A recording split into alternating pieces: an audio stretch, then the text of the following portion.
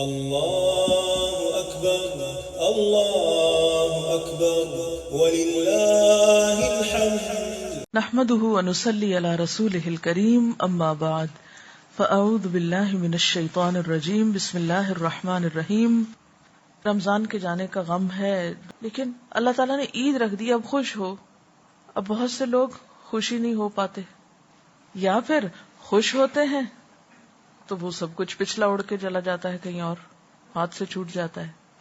ایسے میں کیا کرنا ہے، کہاں آ کے رکنا ہے، اپنے اندر کس طرح توازن پیدا کرنا ہے کہ خوشی کے موقع پر خوش بھی ہوں اور ساتھ تقویٰ بھی پکڑے رکھیں، وہ بھی نہ چلا جائے، اور پھر خوشی میں اتنی دور تک نہ چلے جائیں کہ باقی سب کچھ بھول جائے.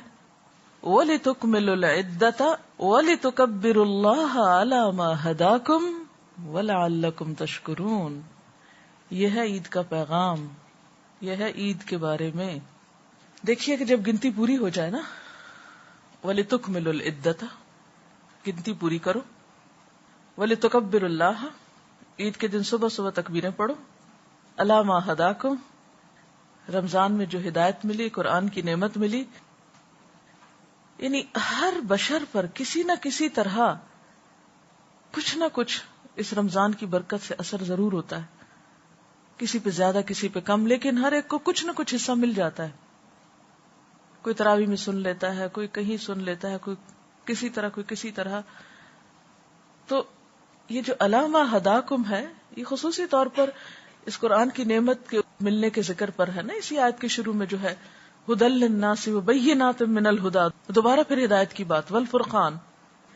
یعنی ایک تو تم نے روزوں کی گنتی پوری کر لی، دوسرے تم نے قرآن سے تعلق کے ساتھ ہدایت حاصل کی یا نیکی میں آگے بڑھے. تو اب عید کے دن کیا کرو؟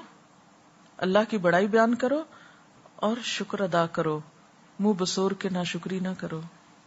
کیونکہ بہت سے لوگ عید کے دن بھی آج تو دل ہی نہیں لگ رہا، روزہ ہی نہیں ہے، کیا عید اداسی لے کر آئی ہے، ایسی باتیں کرتے ہیں. ایسی باتیں نہیں کرنی چاہیے. کتنا بڑا امتحان ہے نا، پوری روحانیت میں ڈوبے ہوئے ہوتے ہیں. اب اچھے کپڑے پہنو، اچھا کھانا پکاؤ، گھر سجاؤ، عید پڑھنے جاؤ، ملاقاتیں کرو، مہمانوں کو سرو کرو.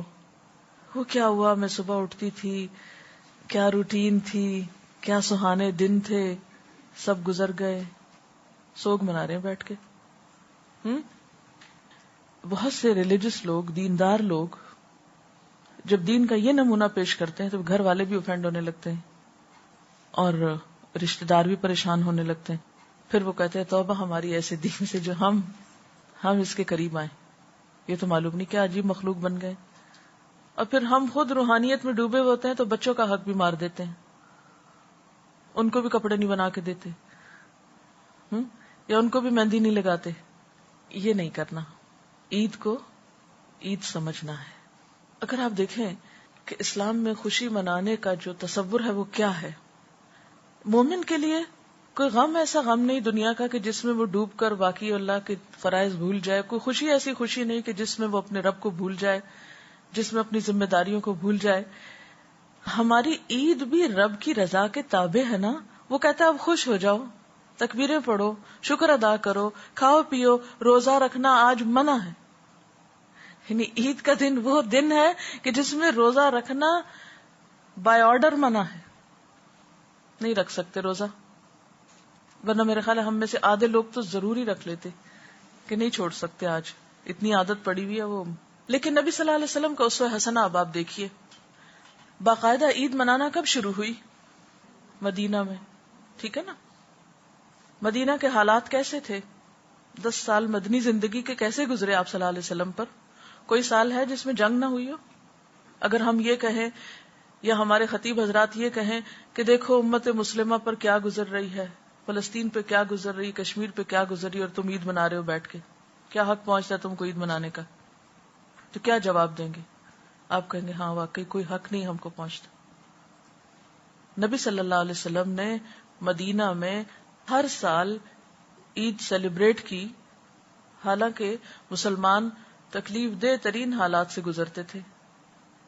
اصل میں یہ جو اطاعت کا کانسیپٹ ہے نا، سر تسلیم خم کر دینے کا. اللہ تعالیٰ آپ کا حکم ہے اس وقت میں خوش ہوں, اچھے کپڑے پہنوں, میں خوش ہوں. اپنی مرضی کے خلاف جانا ہے نا, یہی تو اطاعت ہے. راتوں کو رو رہے ہیں, قیام اللیل میں رو رہے ہیں, دعائیں مانگ رہے ہیں, سجدوں میں پڑے ہوئے ہیں, اور اگلی سویرے اٹھ کے ہنسو مسکراؤ. یہ کیا بات ہوئی؟ کتنا مشکل ہے. یہی تو اسلام ہے. اذ قال له ربه اسلم قال اسلمت لرب العالمین. آپ اس کیفیت سے اس میں لاتے ہیں, میں آ رہا ہوں. یہی تو نفس کا امتحان ہے. آپ کو پتا ہے کہ جو کام بھی انسان زیادہ کرنے لگتے ہیں اس میں نفس کو لذت آنے لگتی. آپ کوئی بھی کام جب شروع کرتے ہیں, مثلا قرآن پڑھنا شروع کرتے ہیں, آپ کو مشکل لگتا ہے, جب پڑھنے لگتے آپ کو مزہ آنے لگتا ہے, پھر آسان ہونے لگتا ہے, پھر وہ نفس کے لیے راحت بن جاتی ہے, پھر انسان بڑا خوش ہونے لگتا ہے اس میں. اب ساتھ ہی کیا حکم آ جاتا ہے, بس کافی, اعتدال, حد ختم, رک جاؤ.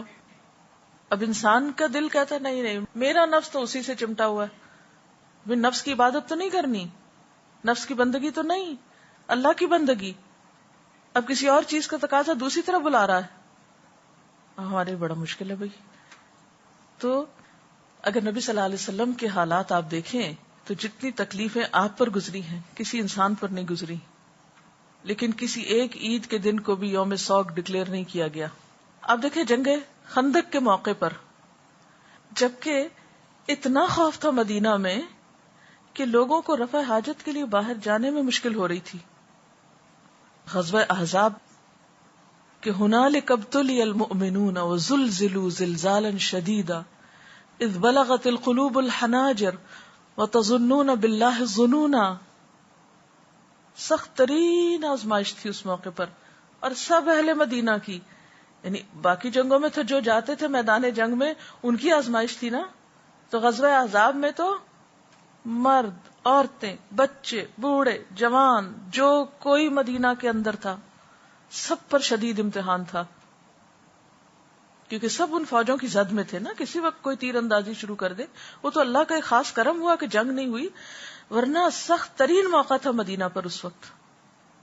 اور اس وقت آپ کو معلوم ہے کہ ایک نہیں دو پتھر آپ صلی اللہ علیہ وسلم کے پیٹ پہ بندھے ہوئے تھے, اور جب خندق کھودتے وقت وہ پتھر نہیں توڑ پائے صحابہ کرام, تو آپ نے جب اس کو توڑنا چاہا تو آپ کو معلوم ہے اس موقع پر آپ نے اتنے سخت تکلیف کے موقع پر کیا فرمایا تھا.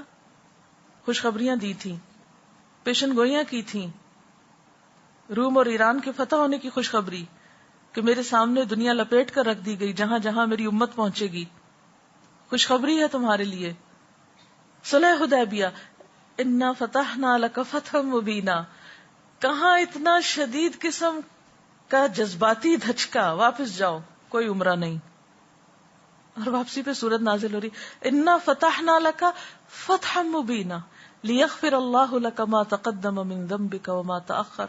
اور پھر کتنی ساری نعمتوں کا ذکر آگے, سب جذباتی طور پر چور ہو چکے ہیں, وہاں خوشخبریاں سنائی جا رہی ہیں. یہ ہے ہمارا دین, یہ ہے اس کی ٹریننگ, یہ ہے اصل تربیت, کہ ایک چیز کو لے کے بیٹھ نہیں جانا. آپ دیکھیں کہ آپ صلی اللہ علیہ وسلم سے بڑھ کر قیام اللیل کسی کا ہوتا تھا؟ آپ سے طویل نماز کسی کی ہوتی تھی؟ آپ سے زیادہ طویل سجدے کسی کے ہوتے تھے؟ طویل رکوع کسی کے ہوتے تھے؟ نہیں. اور آپ کا اپنی ازواج مطہرات کے ساتھ کیا تعلق تھا؟ کیا کسی ایک کا حق بھی کبھی مارا تھا آپ نے؟ جب قرآن میں آیا کہ جس کو چاہو اپنے پاس رکھو, جس کو چاہو تم الگ کر دو, جس کے ساتھ جیسے چاہو سلوک کرو, تم پہ کوئی مواخذہ نہیں عدل کرتے, نہ کرو, کوئی پوچھ نہیں. لیکن اس کے باوجود آپ کا معاملہ کیا تھا اپنی ازواج کے ساتھ؟ آپ گھر میں کیسے ہوتے تھے؟ حضرت عائشہ کیا بیان فرماتی ہیں, آپ گھر میں ہوتے تھے, اب بالکل ایک عام انسان کی طرح گھر کے اندر ہنسی مذاق کر رہے ہوتے تھے, گھر کے کام کاج میں حصہ لے رہے ہوتے تھے, اور ادھر آذان ہوئی, ادھر آپ اجنبی ہو گئے. کتنا مشکل ہے کہ عین دنیا کے اندر ہوتے ہوئے اللہ تعالیٰ نے بلایا تو چل دیے. سوئچ اوور ہونے میں کتنی دیر لگی, ایک سے دوسری کیفیت میں جانے کو کتنی دیر لگی. یہ ہوتا ہے مومن. جمعہ کی نماز, جمعہ کی اذان آئے, سب چھوڑ دو, فسعوا الی ذکر اللہ وذروا البیع, آگے مسجد, فَإِذَا قُضِيَتِ الصَّلَاةُ، خطبہ سنا، بڑا روحانی تسکین ہوئی، سب ہوا. اب کیا ہے؟ فَإِذَا قُضِيَتِ الصَّلَاةُ فَانتَشِرُوا فِي الْأَرْضِ، جاؤ کاروبار کرو، پورے دن کی چھٹی کوئی نہیں، جاؤ کماؤ، اپنے کام کرو. یہ ہے ہمارا دین. تو جب تک ہم اعتدال نہیں سیکھیں گے کس کس چیز میں، جسم کے تقاضے، روح کے تقاضے، عقل کے تقاضے، جذبات کے تقاضے، ان چار چیزوں میں جب تک اعتدال نہیں ہوگا، نہ یہ زندگی کامیاب ہو سکتی ہے اور نہ اگلی. کامیاب ہونا ہے تو ان چار چیزوں کے تقاضوں میں بیلنس قائم کرنا ہے. پہلی چیز ہے جسم کے تقاضے. اب مزید آپ خود بھی غور کر سکتے ہیں، میں ہلکی ہلکی آپ کو راہ دکھاتی ہوں سوچنے کی، پھر آپ مزید خود سوچتے رہیے. جسم کے تقاضے، نہ تو اپنے آپ کو اتنا بھوکا رکھیں کہ آپ کی کمر ٹوٹ جائے، اٹھ کے بیٹھنا محال ہو، رنگ پیلا ہو جائے اور اتنے لاغر نظر آئیں، نہ سوئیں، نہ کھائیں، نہ پیئیں کہ آپ کسی کام کے لائق نہ رہیں. یہ نہیں ہمارا دین سکھاتا ہمیں. اتنا کھاؤ، اتنا آرام کرو کہ جس سے تم ایک طاقتور انسان ہو کر کام کر سکو. اسی طرح عقل کے تقاضے یا عقل کی ضروریات، عقل کی ڈیمانڈ، کہ انسان اپنی عقل کو، انٹلیکٹ کو مسلسل جلا بخشے. جسم کی طاقت کے لیے انسان کھاتا پیتا ہے، عقل کی ترقی، اس کے لیے کیا کرو؟ علم کا حصول، ریڈنگ، علمی مجالس میں بیٹھنا، علماء کے پاس بیٹھنا، یہ عقل کو جلا بخشتا ہے. آپ دیکھیں انسان کے جذبات کی تسکین کہاں کہاں سے ہوتی ہے، جس میں خون کے رشتے بھی ہیں، جس میں دوست بھی ہیں، جس میں یعنی بہت سی چیزیں انسان کے جذبات کو سیٹسفائی کرنے کے لیے ہوتی ہیں نا. لیکن ان سب کے اندر پھر ایک اعتدال. اب روح رہ گئی، رات ہو گئی، سو لیے، پھر اٹھ جائیں پچھلے پیر، کھڑے ہوں اللہ کے حضور، پڑھیں کم از کم 2 رکعتیں، لمبی رکعت پڑھیں، لمبا قیام کریں، جتنا زیادہ لمبا ہو سکے، اور اگر ہو سکے تو جتنا لمبا قیام کیا اس سے نصف رکوع کریں، طویل رکوع کریں، اتنا ہی سجدہ کریں، پھر اتنا ہی سجدہ کریں. پھر آپ دیکھیں کیسی روحانیت نصیب ہوتی ہے آپ کو. پھر اٹھیں، کھائیں پیئیں، پھر عقل کے تقاضے پورے کریں، پھر جذبات کے کریں، پھر روح کے کریں. یہ ٹائم ٹیبل ہونا چاہیے آپ کا. اور اگر کسی ایک چیز کو بھی اگنور کریں گے تو آپ کی شخصیت امبیلنس ہو جائے گی، غیر معتدل ہو جائے گی، جس سے آپ ایک کامیاب انسان نہیں کہلا سکتے.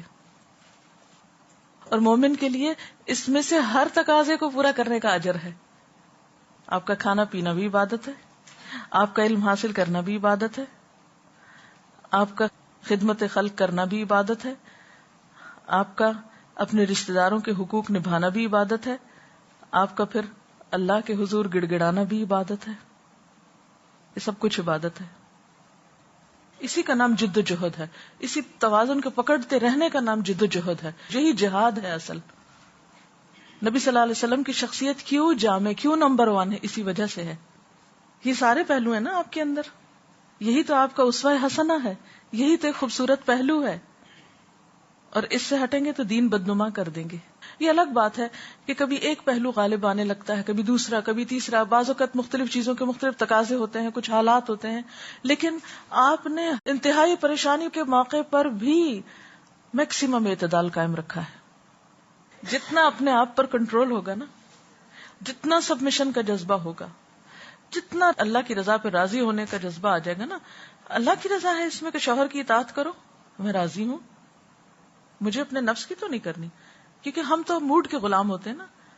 ہم نماز بھی اچھی اس وقت پڑھیں گے جب ہمارا موڈ اچھا ہوگا نا. ہم کتاب کو اس وقت پڑھیں گے، ریڈنگ کب کرتے ہیں جب ہمارا موڈ ہو کچھ پڑھنے کا، اس کے علاوہ نہیں. کسی سے ملے ملائیں گے کب؟ جب ہمارا موڈ ہوگا.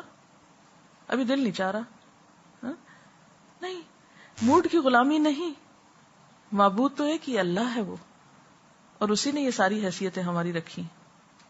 اور یہ تقوی ہی پیدا کرتا ہے. تقوی اس میں بیلنس کر دے گا نا. کیونکہ آپ نے دیکھا ہوگا طلاق کے مسائل میں تقوی، عبادات میں تقوی، کھانے پینے میں تقوی، ہر چیز میں، ہر ایک پہلو میں. کیونکہ جب اللہ کا خوف غالب آئے گا نا، وہ شعور کی اعلیٰ ترین کیفیت جو انسان کو فوراً بتائے گی کہ نہیں یہ درست نہیں ہے، بس یہ حد اتنی ہے، یہ اتنی ہے، اتنی بس، اس سے آگے نہیں. نہ تو انسان صرف کام و دہن کا غلام بن کے رہ جائے کہ صرف اس کی زندگی میں کھانا پینا اور جسمانی تقاضے ہی ہوں، پہننا اوڑھنا، شادی بیاہ بس، یا جذباتی کے تقاضے ہوں، نہیں. یا پھر انسان جسم اور جذبات کو ایک طرف چھوڑ کے صرف روح اور عقل کے پیچھے پڑ جائے، اس سے بات نہیں بنے گی. اب تھوڑی سی اگر آپ کی تھنکنگ کلیئر ہوئی ہے نا، تو اب آپ اس پیٹرن پہ سوچیں گے نا انشاءاللہ. مثلا دن کو آپ ان حصوں میں بانٹ لیجئے، یا پھر آپ مینٹلی اس میں لے آئیے اپنے آپ کو کہ ہاں مجھے یہ بھی کرنا ہے، یہ ضروری ہے، یہ ضروری ہے، یہ کرنا لازم ہے، یہ کرنا ثواب ہے، یہ کرنا باعث اجر ہے. تو پھر آپ دیکھیں گے کہ ہر ایک کو ڈھلنے میں مشکل نہیں ہوگی. جب ہمارا بیلنس بگڑتا ہے نا ہماری سوچ کا، سب سے پہلے تو کہ جس میں ہم کچھ کاموں کو زیادہ کار ثواب سمجھ لیتے ہیں اور کچھ کاموں کو ہم بیکار سمجھ لیتے ہیں، تو پھر اس سے کیا ہوتا ہے کہ پھر ہم کچھ کاموں کے قریب بھی نہیں پٹکتے اور کچھ کو ہم اپنے اوپر بہت حاوی کر لیتے ہیں. جب دنیا میں ہوتے ہیں خوب دنیا میں ہوتے ہیں، جب دین میں آتے ہیں بالکل ہی دنیا چھوڑ بیٹھتے ہیں. تو یہ اگرچہ مشکل ہے لیکن حدود میں رکھ کے ممکن ہے. اور پھر اصل چیز تو اسوہ حسنہ ہے، وہاں دیکھتے جائیے کیا ہوا، سب کچھ ٹھیک ہو جائے گا. اوکے، سبحانک اللہم و بحمدک، اشہد ان لا الہ الا انت، استغفرک و اتوب الیک. والسلام علیکم و رحمۃ اللہ وبرکاتہ.